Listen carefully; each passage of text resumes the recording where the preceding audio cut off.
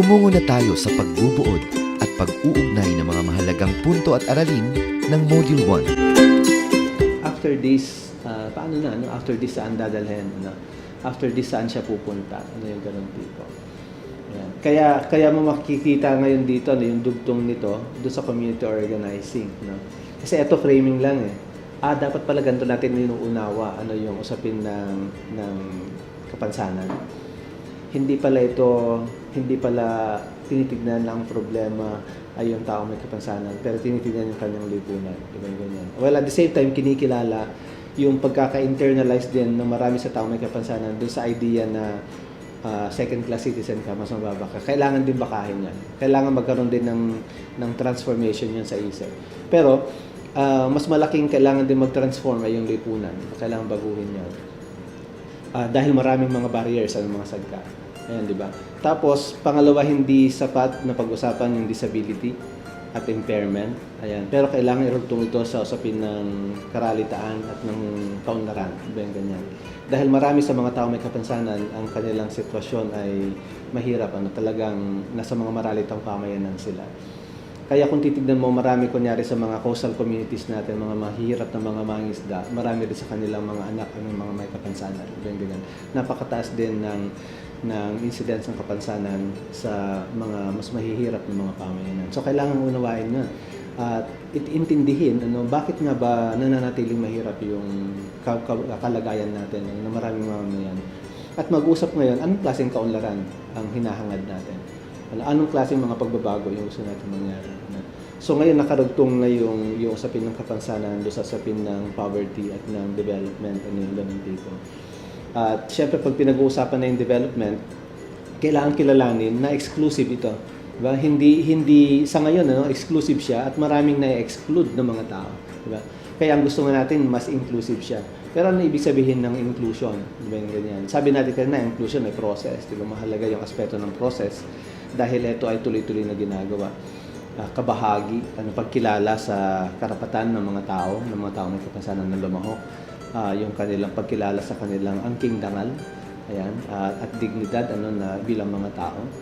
Ayan. Pero bukod doon, kaugnay din yung pagkilala na pag pinag-usapan natin yung inclusion at inclusive development, usapin din ito na social justice. Diba? Kailangan kilalanin yung inequality na nangyayari at patuloy na nangyayari. Kasi pag hindi mo sinurface yun, hindi matutugunan. Diba? Kapag tuloy-tuloy lang tayo the way we do things without really analyzing kung ano ba talaga yung mga fundamental na dahilan kung bakit mahirap at bakit excluded, say for example, of persons with disabilities, hindi matutugunan. So yung usapin ng inclusion ay usapin din talaga ng pag-identify doon sa mga barriers. Yung attitudinal barriers, environmental barriers, institutional barriers, pero maski na yung mga structural pang mga barriers at mga systemic barriers na hindi lang humahadlang sa taong may kapansanan, pero sa mas malawak pa rin na lipunan natin, humahadlang doon sa pangarap talagang magkaroon ng isang kaunlaran na pinagsasaluhan ng lahat. And then, ang paghuli ngayon, challenge. Hindi sapat na mag-usap tayo na ito yung framework natin. Hindi sapat na mag-usap tayo na ito na ganito natin iintindihin yung disability, ganito yung pag-unawa natin sa kaunlaran. Sabi nga natin, di ba, pagka natapos yung suri at hindi siya humantong sa pagkilos, yung suri ay baog, di ba, yung gano'n. Walang bisa, di ba?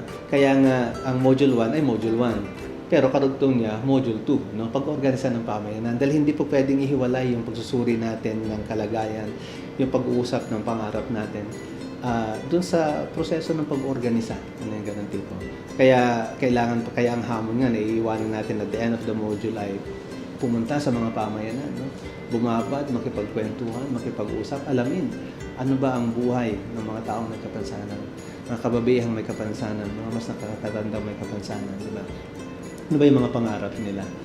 Ayan. Panghuli siguro, bilang pagsuma doon, yung speaking of pangarap, meron kami na-encounter ni Kali ito na kwento doon sa Negros, sa Bacolod, in-invite kami ng CFPD, Christian Foundation for Persons with Disabilities. At ang isang kasama namin noon na worker nila ay si Mark Cabatas. social worker siya. Tapos, so nandun kami sa Bago, nagkikwento siya, nasa Bago City.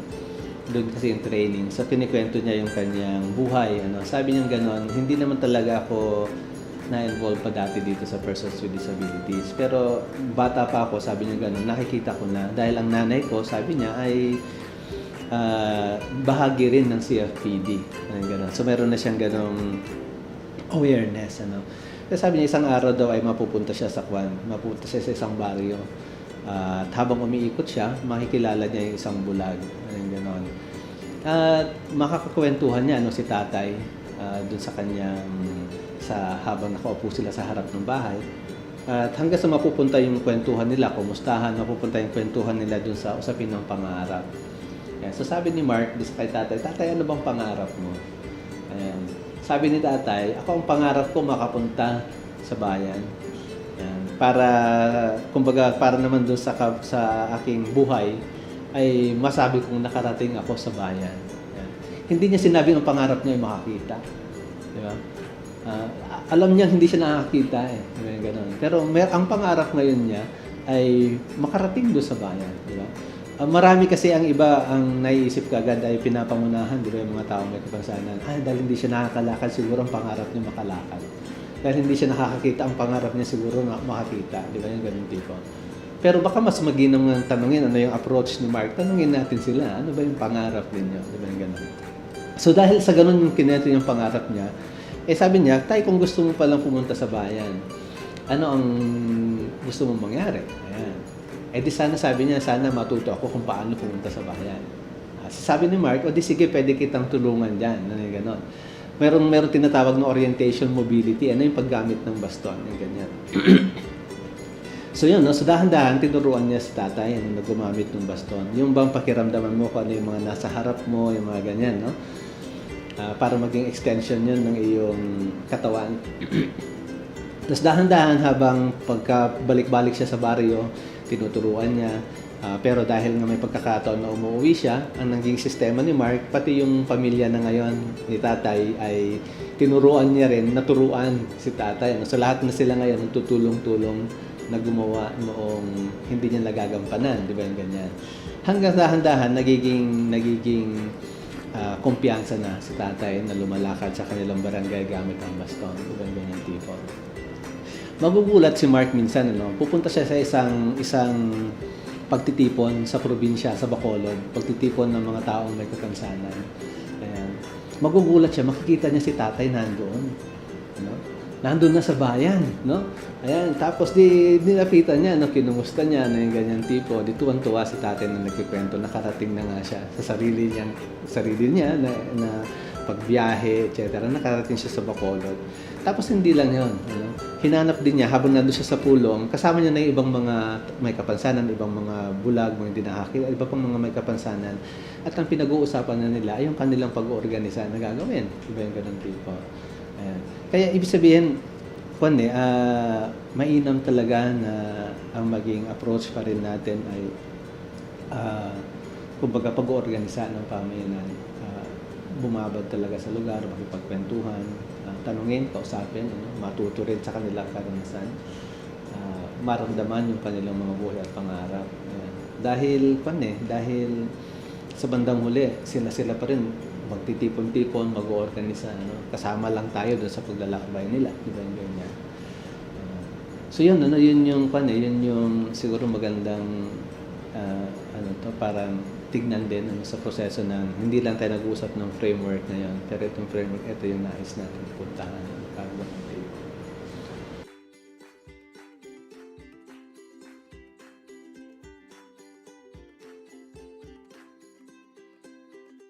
Ang para sa lahat na kumukuha ng nadadaan dito sa module na to ay maliit lang na bahagi yung module. Ang mas malaking bahagi talaga ay kung paano natin ito gagawin sa ating mga pamayanan. Kaya nga itong module natin ay inayos natin na module 1. Tapos after a few weeks or a few months ay saka tayo dadating sa module 2, tapos ganoon din sa module 3. Dahil yung fluency natin, yung pagkaalam natin sa mga napag-uusapan natin, yung paghubog ng kasanayan natin, mangyayari yan kapag ginagawa natin, diba? Kaya ang hamon siguro na pwedeng iwan sa mga nagiging kalahok ng modules na to ay huwag matakot magkamali, gawin. Pero ang mahalaga, mag-usap, matuto sa isa't isa, magbahaginan at at the end of the day magkwentuhan, saan ba tayo naging malakas, saan ba tayo naging mahina, ano ba yung pwede nating magawa, ganun. Tapos at the same time, hindi na lang rin sa inyong lugar dahil na rin sa teknolohiya, nakakapagkumustahan na rin tayo, Kunyari may mga kalahok tayo ngayon na nandito sa ibang lugar, nasa ibang lugar, pwede na rin tayo magbahaginan sa karanasan ba ninyo, anong nangyari, ganun. So mas ganun pa, yung usapin ng subukan. Ayan, subukan nating magsuri, subukan nating alamin. Kunyari, pagdating sa module na to, yung module 1, gamitin natin to para suriin yung kalagayan. Tapos, mula doon mag-usap, diba? Ano yung pwede natin gawin? Ano yung pwede magawa? Tignan kung paano natin maumpisahan yung usapin ng pagbabago ng pananaw natin, pagbabago ng pananaw ng pamayanan, may ganyan tipo. Tapos tignan natin ano yung madali, ano yung hindi, ano pa kaya yung magandang estratehiya, ano ba pwede gawin. So mas yun, yung learning pa na para tuloy-tuloy, at dapat meron talagang sustainedong effort para gawin ito. Dahil yung pangarap natin na mas mabuting pamayanan para sa lahat, hindi naman mangyayari yun na iisipin lang natin na gusto natin yun. Diba? Kailangan nating ilaban yun. Kailangan nating ikilos yun ng sama-sama. Para magkaroon ng kaganapan.